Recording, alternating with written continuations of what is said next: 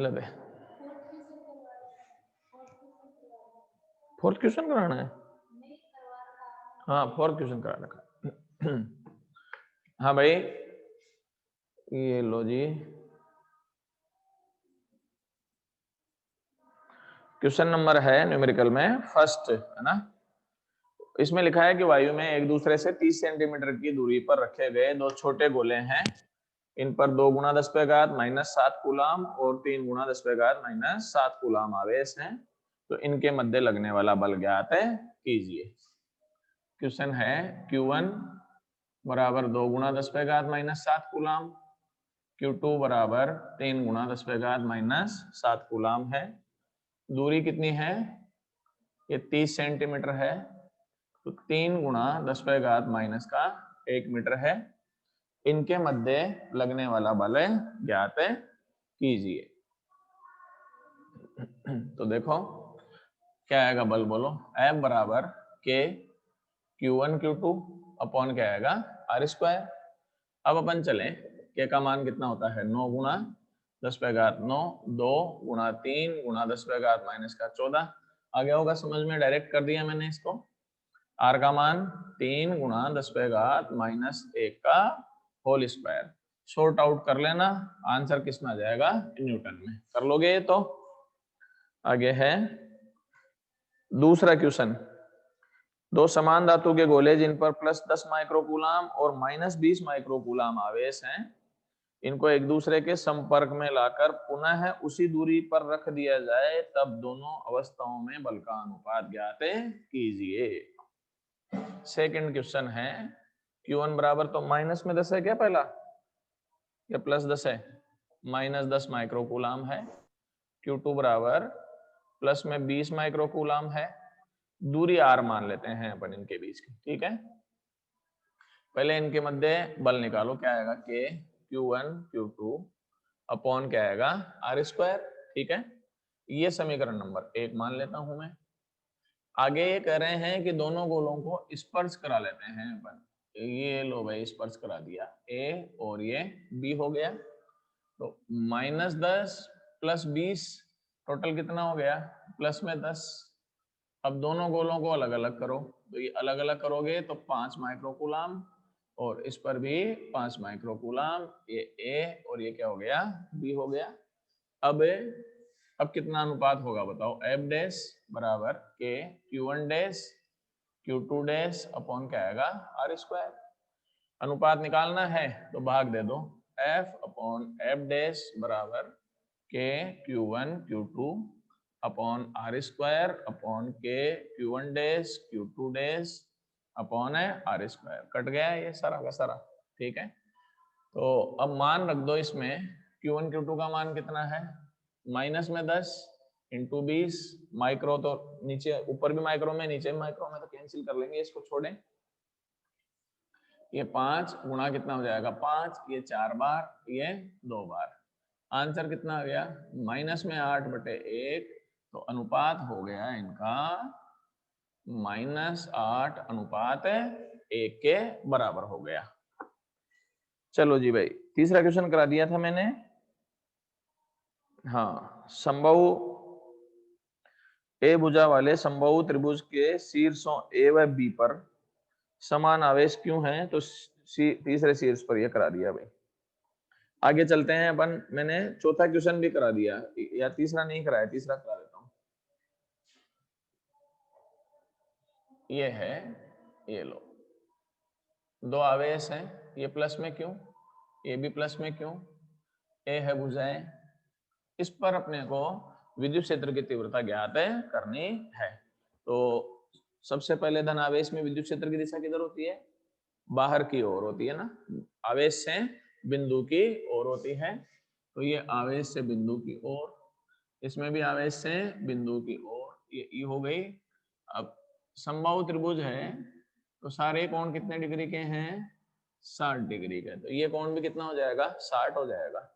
तो अब दो सदिश हो गए, इनका परिणाम निकालना है। ई डैश बराबर क्या आएगा E² plus E² plus 2 E cos 60, cos 60 का मान 1/2 हो जाएगा। Then E dash is equal to root में 3 एंड ई डैश। तो रूट में 3 ई डैश का मान क्या होगा K Q upon A square. ये रूट 3 तो करना जानते ही हो, कोई दिक्कत नहीं है।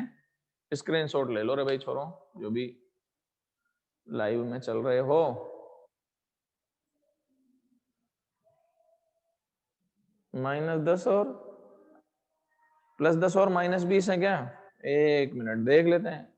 हाँ तो ये लो, कोई बात नहीं है, ये लो बस। ये माइनस ये प्लस, तो यहाँ माइनस कर लो, ये माइनस में हो जाएगा, ये माइनस में हो जाएगा, और ये माइनस में ये माइनस में, तो आंसर सेम रह जाएगा। ठीक है, डीजे आलोक, चलो भाई।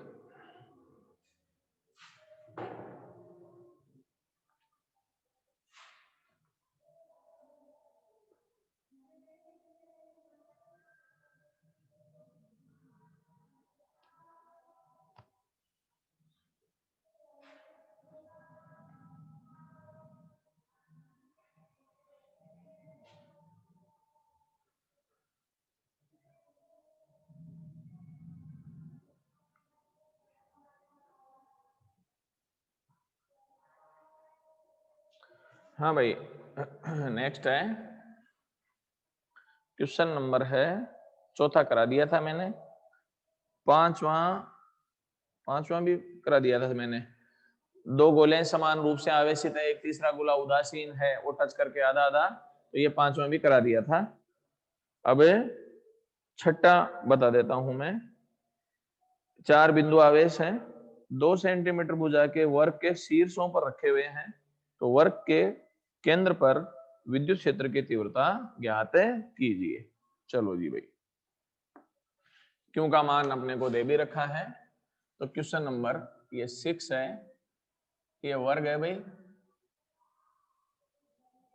चलो, ये तो दे रखा है प्लस में क्यों, ये माइनस में क्यों, ये प्लस में 2 क्यों, और ये माइनस में 2 क्यों है। ए बी सी और डी हो गया अपने पास। ठीक है, वर्ग के केंद्र पर विद्युत क्षेत्र ज्ञात करना है, तो चलो भाई। और क्यू का मान ये दे रखा है 0.02 माइक्रोकूलम, तो 2 गुणा 10⁻⁻8 कूलम। ठीक है, अब यहां से बढ़ो आगे, देखो ये ओ बिंदु है, धनावेश है, तो इसके कारण इस बिंदु पर विद्युत क्षेत्र इधर हो जाएगी, आवेश से बिंदु की ओर, तो ये आवेश से बिंदु की ओर हो गई, E1 हो गया। ये फिर ऋणावेश है, इसमें किधर हो जाएगा, बिंदु से आवेश की ओर, ये E2 हो जाएगा। फिर आगे चलो, ये धनावेश है तो आवेश से बिंदु की ओर ये E3 हो जाएगा। फिर आगे चलो इसमें अंदर की ओर, तो ये क्या हो जाएगा, E4। यहां तक तो समझ में आ गया होगा अपने पास। ये चारों ही दूरियां बराबर होगी, R हो जाएगी। वर्ग की भुजा जो है वो कितनी दे रखी है, 2 सेंटीमीटर है, तो A बराबर 2 सेंटीमीटर, 2 गुणा 10⁻⁻2 मीटर भुजा दे रखी है। ठीक है, अब अपन चलते हैं, ये दूरी निकालनी है। ये दूरी कितनी होगी, वर्ग का विकर्ण होता है √2, उसकी आधी है कि नहीं है ये, तो आंसर आया A/√2। डायरेक्ट भी याद रख सकते हो, 2 गुणा 10⁻⁻2 बटे √2, तो R बराबर हो जाएगा √2 गुणा 10⁻⁻2 मीटर। क्लियर, चलो आगे। अब आ जाते हैं अपन सबसे पहले E1 का मान ये रख लेंगे, भी छोड़ो। तो ऐसी दिशा में कितना विद्युत क्षेत्र होगा बताओ, ऐसी दिशा में, ये ऐसी दिशा है, यहां से देखो E1 और E3 समान दिशा में है कि विपरीत दिशा में है, विपरीत दिशा में, ये इधर आ रहा है, ये इधर आ रहा है, तो घटेंगे। EAC बराबर E3 minus E1 and EAC बराबर के 2Q अपॉन R स्क्वायर। आ गया होगा समझ में, K Q upon R square minus K Q upon R square और ई ए सी बराबर के क्यू अपॉन आर स्क्वायर। कर लिया सोल्व, ये समीकरण नंबर 1। दूसरी दिशा कौन सी है, बी डी दिशा में। इसमें भी दिशा एक दूसरे के क्या है, विपरीत है, तो एक में से दूसरा हटाना पड़ेगा। क्या लिखोगे बताओ, ई बी डी बराबर बोलो ई फोर माइनस क्या आ जाएगा ई टू, वही 2 K Q upon R square minus K Q upon R square. Minus का इसलिए नहीं लेंगे बार बार क्योंकि परिमाण के रूप में लिख रहे हैं और अपन ने पहले ये देख लिया है कि इसकी दिशाएं देख चुके हैं, तो अब माइनस लेने की जरूरत है नहीं है। तो क्या रहेगा, ई बी डी बराबर वही वापस के क्यू अपॉन क्या हो जाएगा आर स्क्वायर हो जाएगा।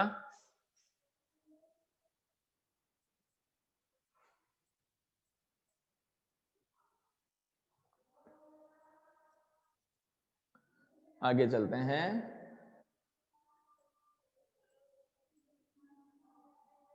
अरे संदीप ऑडियो बंद कर ले भाई।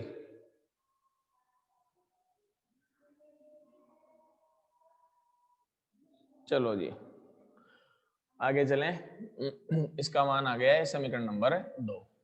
अब एक बार आप देखो, ये इस दिशा में हो गया, ये इस दिशा में हो गया, कोण कितना डिग्री का हो गया, दोनों के बीच में 90 डिग्री का, क्योंकि वर्ग के विकर्ण कितने पर काटते हैं, 90 डिग्री पर काटते हैं।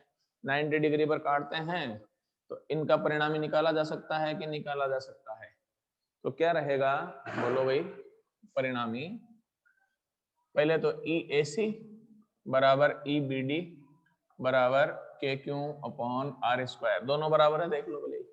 इसको ई डैश ले लो भाई, क्या ले लो इसको ई डैश, और E A C perpendicular to E B D कोण 90 डिग्री के बराबर है, तो परिणामी क्या आएगा बताओ, रूट में ई डैश का square plus root E dash का स्क्वायर। ठीक है, तो E is equal to root में 2 ई डैश हो जाएगा, अब मान रख दो इसका, तो रूट में 2 के क्यू अपॉन है आर स्क्वायर, रूट में 2 के का मान 9 गुणा 10 पे घात 9, क्यू का मान 2 गुणा 10 पे घात माइनस का 8 लिखा हुआ है, आर का स्क्वायर, तो आर का मान ये रहा रूट 2 इंटू 10 पे घात माइनस 2 का होल स्क्वायर।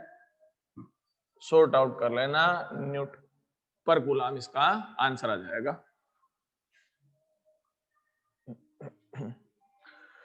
आगे है नेक्स्ट सवाल, एक बार स्क्रीनशॉट ले लो भाई, आगे फिर बताता हूं।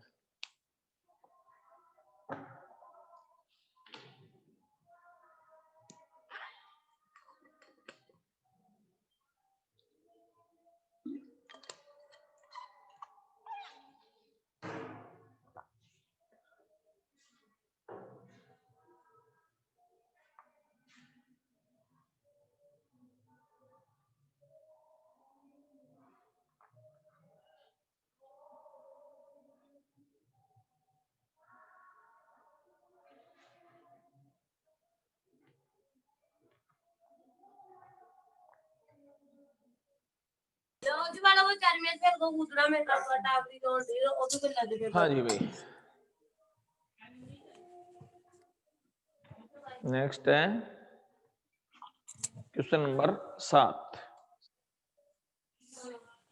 ये लो 7वां सवाल है, इसमें कह रहे हैं कि विद्युत आवेश Q को Q1 और Q2 दो भागों में विभक्त करके परस्पर दूरी r पर रखा जाता है, दोनों के मध्य आकर्षण बल अधिकतम होने की कंडीशन है क्या होगी। ये क्यों आवेश है भाई, दो टुकड़ों में बांट दिया, ये Q1 हो गया और ये क्या हो गया Q2 हो गया, तो Q2 को ये लिख सकते हो क्या Q1 माइनस Q। ठीक है, अब R दूरी पर रखा है इनको, ये R दूरी पर रखा है, ये कह रहे हैं कि आकर्षण बल अधिकतम हो तो K Q1 Q2 क्या हो जाएगा आर स्क्वायर। Q2 का मान रखो, क्या रखोगे K Q1 minus Q upon क्या हो जाएगा आर स्क्वायर, और लिख सकता हूँ क्या इसको ऐसे के क्यू वन अपॉन का square are square minus K Q one Q upon है आर स्क्वायर। बल अधिकतम होने के लिए क्या कंडीशन होगी? माइक किसका ऑन है भाई? माइक सभी म्यूट कर देना भाई। मोनिका,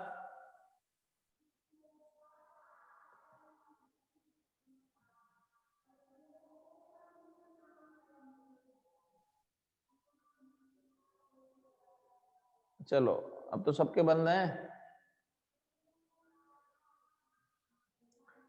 माइक म्यूट, माइक बंद कर दिया करो भाई। ऑडियो है ना, ध्यान नहीं रहता है तुम लोगों को, थोड़ा सा देख के और बंद कर दिया करो, डिस्टरबेंस बहुत होता है फिर क्लास में। ठीक है, हाँ आगे चलते हैं।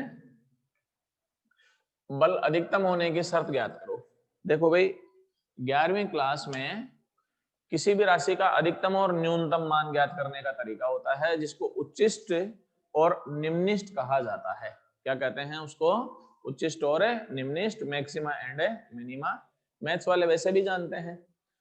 किसी भी फलन का अधिकतम या न्यूनतम मान ज्ञात करने के लिए उसका पहले अवकलन करो एक बार, और प्रथम अवकलन को 0 के बराबर रख दो।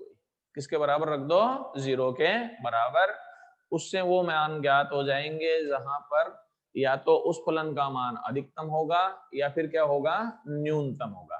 फिर सवाल उठता है कि अधिकतम होगा या न्यूनतम होगा, वो कैसे चेक करेंगे? फिर दोबारा और अवकलन करना पड़ता है दूसरी बार, सेकंड, द्वितीय अवकलन जिसको कहते हैं। दूसरी बार अवकलन करके फिर मान रख के चेक करते हैं। अगर धनात्मक उत्तर आता है तो मिनिमा मतलब निम्निष्ट होगा, और ऋणात्मक मान आता है तो उच्चिष्ट होता है। अभी बता देता हूं। पहले Q1 के सापेक्ष अवकलन करने पर, इसी के सापेक्ष करना पड़ेगा क्योंकि इसी का मान ज्ञात करना है। तो df अपॉन dQ1 बराबर k अपॉन आर स्क्वायर, तो नियतांक एक्स स्क्वायर का अवकलन 2x होता है, इसका अवकलन कितना हो गया? 2Q1 हो गया। आ गया होगा समझ में ये भी। माइनस k ऐसा का ऐसा, Q1 का अवकलन 1 हो गया, Q बच गया अपॉन क्या आएगा? R square. अब प्रथम अवकलन को 0 के बराबर रखो। देखो ये 0 के बराबर रखा तो 0 बराबर k upon R square 2Q1 minus k upon R square, ये हो गया। k upon R square common लेके 0 में भेज दो तो 0 बराबर क्या आएगा बताओ? 2Q1 माइनस Q हो जाएगा। इसको इधर ले आओ तो Q बराबर क्या हो जाएगा? 2Q1 हो जाएगा।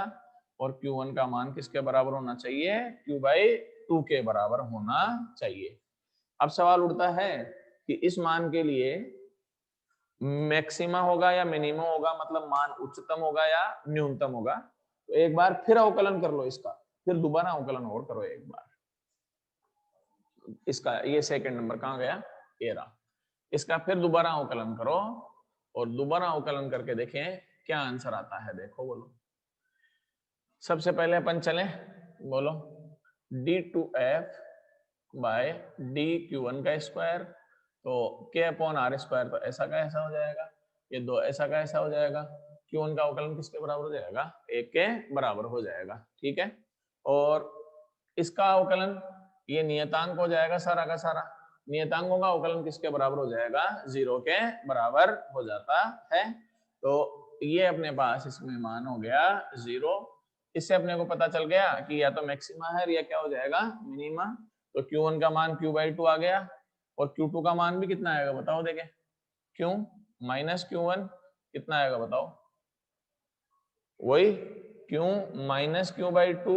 तो आंसर किसके बराबर हो जाएगा? Q बाई 2 के बराबर हो जाता है।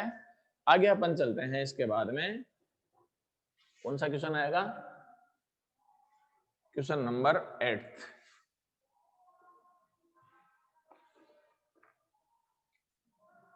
अरे उल्टा कर दिया भाई, निशा बोलती नहीं है।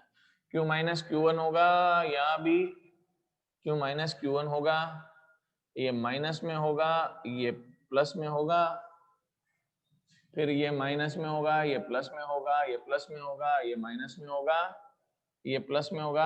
आंसर में कोई परिवर्तन नहीं होता है, आंसर सेम ही आ जाएगा, पर ये यहां से गड़बड़ हो गई थी। ठीक है, चलो नेक्स्ट है इसके बाद में, ए भुजा वाले समबाहु त्रिभुज के तीनों शीर्षों पर +2q -q रखे हुए हैं, तो निकाय का द्विध्रुव आघूर्ण का मान ज्ञात है कीजिए।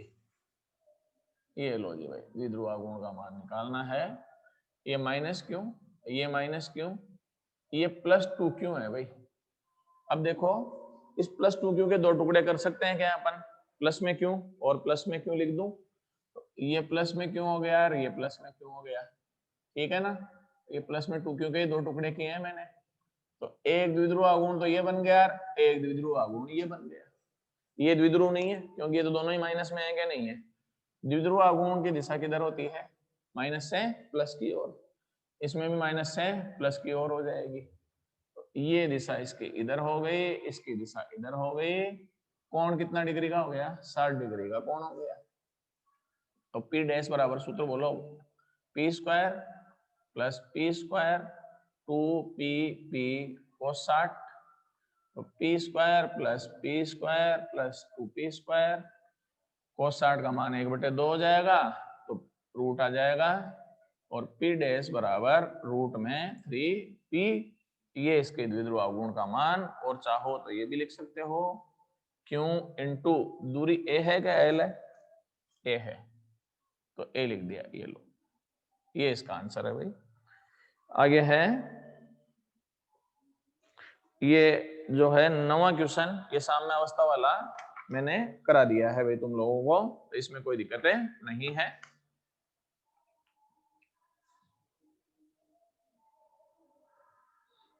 नेक्स्ट अपन चलते हैं क्वेश्चन नंबर 10। 10वां क्वेश्चन है।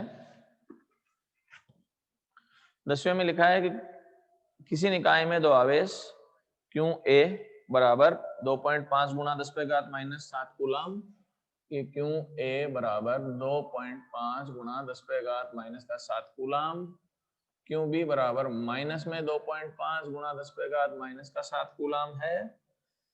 ए और बी बिंदु पर रखे हुए हैं भैया, ए के कोऑर्डिनेट हैं 0 0 -15 सेंटीमीटर, बी के कोऑर्डिनेट है 0 0 और +15 सेंटीमीटर। ठीक है, पहले तो ए और बी के बीच की दूरी निकालो भाई। तो ए बी दोनों आवेशों के बीच की दूरी 2a, कितनी दूरी हो जाएगी,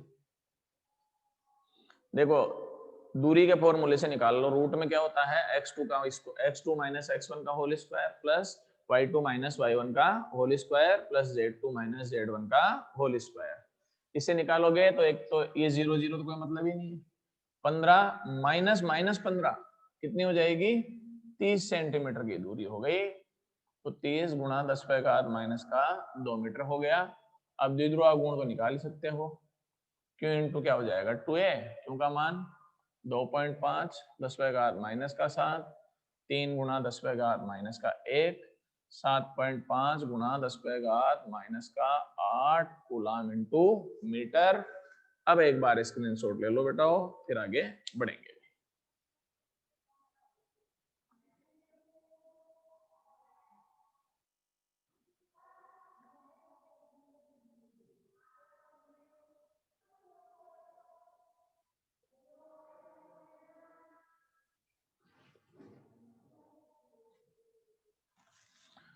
चलो जी भाई,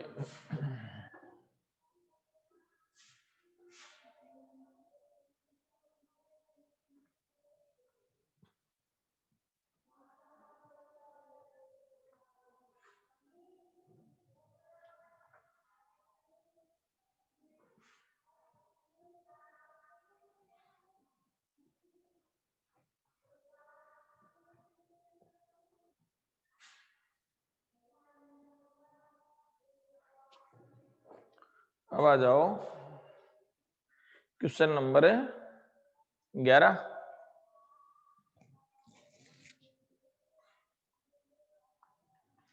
क्वेश्चन नंबर 11 में लिखा है 4 गुणा 10⁻⁻9 कूलम मीटर द्विध्रुव आघूर्ण ये 4 गुणा 10⁻⁻⁹ कूलाम मीटर का द्विध्रुव आघूर्ण है और इस विद्युत क्षेत्र में रखा हुआ है E बराबर 5 गुणा 10⁻⁴ न्यूटन कूलाम इनवर्स में 30 डिग्री के कोण पर रखा हुआ है।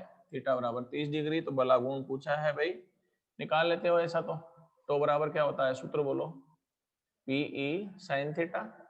P का मान 4 गुणा 10⁻⁻⁹ 5 गुणा 10⁻⁴ sin 30 का मान कितना हो जाएगा 1/2। तो ये 20 इंटू 10⁻⁻5 1/2 हो ही जाएगा 10⁻⁻4 बल आघूर्ण है तो न्यूटन इंटू मीटर हो जाएगा। 12वां सवाल। दो बिंदु आवेशों Q1 और Q2 के मध्य की दूरी 3 मीटर है। ये Q1 है, ये Q2 है, R बराबर 3 मीटर है। ये कह रहे हैं कि इनका योग जो है 20 माइक्रोकूलाम है भाई। तो Q1 प्लस Q2 बराबर 20 माइक्रोकूलाम है। ये इनका टोटल है। आगे लिखा है कि यदि एक दूसरे से 0.075 न्यूटन बल से प्रतिकर्षित करते हैं तो दोनों आवेशों का मान ज्ञात कीजिए। प्रतिकर्षण बल है 0.075 न्यूटन के बराबर है। तो Q1 और Q2 का मान ज्ञात करना है। सूत्र बोलो। K Q1 Q2 upon R², ठीक है, बराबर 75 गुणा 10⁻⁻⁻3। क्लियर है मामला। R का मान कितना है 3, वो भी रख लो, इसका मान भी रख लो 10⁻⁹। ये Q1 Q2 अपॉन 3 का स्क्वायर 75 गुणा 10⁻⁻3। 9 से ये कट जाएगा। तो Q1 Q2 किसके बराबर आ गया, पहले तो ये बता दो। गुणनफल 10⁻⁻12 हो जाएगा, यहां से दे दिया। ठीक है। अब एक सूत्र आता है गणित में Q1 माइनस Q2 का होल स्क्वायर। ये सूत्र है Q1 प्लस Q2 का square minus 4Q1 Q2। A plus B का होल, A माइनस बी का होल स्क्वायर किसके बराबर होता है, A प्लस बी का होल स्क्वायर माइनस 4AB के बराबर होता है। तो अब ये मान रखो। तो Q1 माइनस Q2 का whole square, Q1 plus Q2 का मान कितना है बताओ, 20 माइक्रोकूलाम है। तो ये हो गया 20 गुणा 10⁻⁻6 रखो। 20 गुणा 10⁻⁻6 का whole square minus 4 into 75 into 10⁻⁻12। ये 400 आ जाएगा, 10⁻⁻12 आ जाएगा। ये 300 आ जाएगा, 10⁻⁻12 रूट लोगे तो क्या आएगा 100 गुणा 10⁻⁻12। अब रूट ले लो इनका। तो Q1 माइनस Q2 बराबर कितना हो गया बताओ, 10 गुणा 10⁻⁻6 हो गया, आगे नहीं हो गया। तो Q1 माइनस Q2 ये भी लिख सकते हो, 10 माइक्रोकूलाम के बराबर हो गया। ये रहा यहां से।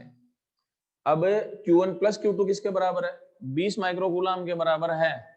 तो वो समीकरण काम में ले लो, आंसर आ जाएगा। ये लो 20 माइक्रोकूलाम, मतलब इनका योग जो है वो तो 20 आ रहा है और घटाने पर कितना आ रहा है अपने पास है 10 आ रहा है। इनका माइनस करने पर 75 7 चौक 28 300, ये 400, सही है ना। चलो तो काट दिया। 2Q1 बराबर हो गया 15 माइक्रोकूलाम, ये तो हो गया 30 माइक्रोकूलाम। तो Q1 का मान तो हो गया अपने आप ही 15 माइक्रोकूलाम और Q2 का मान डायरेक्ट ही हो गया 5 माइक्रोकूलाम। और वैसे जो है ना एक डायरेक्ट तरीका भी है इसका, देखो सोल्व करने का। इनका योग कितना दे रखा है 20 और गुणा कितना दे रखा है 75। तो अपन ये कह सकते हैं कि 75 के ऐसे टुकड़े करो कि गुणा करो तो 75 आ जाए, जोड़ दो तो कितने आ जाए, उनको 20 आ जाए। तो 15 और 5 होते हैं कि नहीं होते हैं गुणनखंड, तो गुणनखंडों के हिसाब से भी इसका आंसर निकाला जा सकता है। आगे चलते हैं अपन। +10 और -10 माइक्रोकूलाम के दो आवेश हैं, 2 सेंटीमीटर की दूरी पर रखे जाते हैं। इनकी अक्ष रेखा और निरक्ष रेखा पर 60 सेंटीमीटर की दूरी पर विद्युत क्षेत्र की गणना कीजिए। भाई 13 क्यों बराबर 10 माइक्रोकूलाम है, 10⁻⁻5 कूलाम। इनके मध्य की दूरी 2 सेंटीमीटर। 2 गुणा 10⁻⁻2 मीटर है। तो P बराबर क्या हो जाएगा, Q इंटू 2a, 2 गुणा 10⁻⁻2 गुणा 10⁻⁻5 हो गया। आंसर आ गया 10⁻⁻7 कूलाम इंटू मीटर हो गया इसका मान। आगे अपन चलते हैं इसमें अक्ष से 60 सेंटीमीटर की दूरी पर, तो R बराबर 60 सेंटीमीटर, 60 गुणा 10⁻⁻2 मीटर। अक्ष पर तीव्रता बोलो 2 kp अपॉन R क्यूब 2, 9 गुणा 10⁻9, P का मान 10⁻⁻7, R का मान 6 गुणा 10⁻⁻1 की पावर 3 हो जाएगा। जब ये अक्षीय तीव्रता निकाल लोगे जो भी आएगी न्यूटन प्रति कूलाम में, तो निरक्ष वाली तीव्रता तो बहुत आसान है, ये इसकी कितनी होती है, आधी। जो भी आएगा उसमें कितने का भाग दे देना, तुम्हें 2 का भाग दे देना, इसका आंसर आ जाएगा भाई।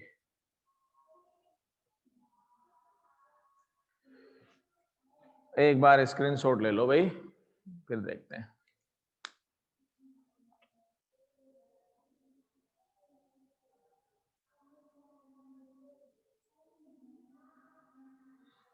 चलो रे बेटा,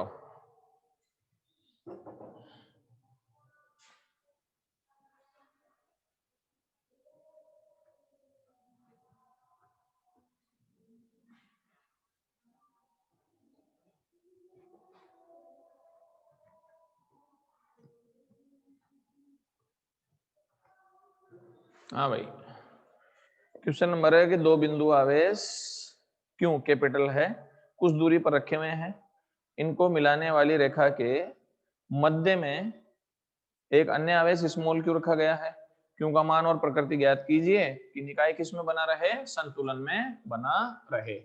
देखो सबसे पहले ये क्वेश्चन नंबर है 14, ये कैपिटल क्यू है, ये कैपिटल क्यू है। अब ये कह रहे हैं कि बीचों बीच में एक स्मॉल क्यू आवेश रख दिया अपन ने।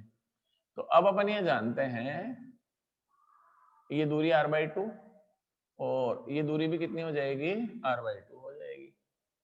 ये कह रहे हैं कि निकाय संतुलन में है, तो आप एक चीज तो समझ में आ गई होगी, ये बीचों बीच में है, इसलिए ये आवेश इस पर जितना बल लगाएगा, ठीक है ना, उतना ही आवेश ये लगाएगा कि नहीं लगाएगा।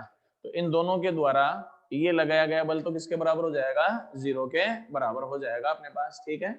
अब ये कह रहे हैं कि नेट बल फिर भी किसके बराबर होना चाहिए, 0 के बराबर आ जाना चाहिए कि नेट बल कितना हो जाए। हाँ, तो एक चीज तो ये है कि इसके द्वारा इस पर लगाया गया बल वो कितना होगा बताओ, के Q Q upon r square, ठीक है। और इसके द्वारा इस पर लगाया गया बल क्या होगा, के बोलो क्यू क्यू अपॉन r/2 का होल स्क्वायर, और ये टोटल बल किसके बराबर हो जाना चाहिए, 0 के बराबर होना चाहिए।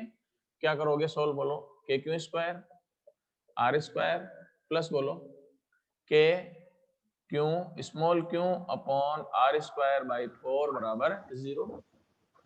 ये कॉमन ले सकता हूँ क्या मैं, के क्यू अपॉन r स्क्वायर, क्या बचेगा यहाँ पर बताओ, capital Q plus 4 small Q आ गया होगा, ऊपर जाएगा ये, इज इक्वल टू कितना हो जाएगा 0, ये 0 में भेज दो, तो Q plus 4q is equal to क्या हो जाएगा 0, और स्मॉल क्यू का मान किसके बराबर हो जाएगा, माइनस में q/4 के बराबर हो जाता है।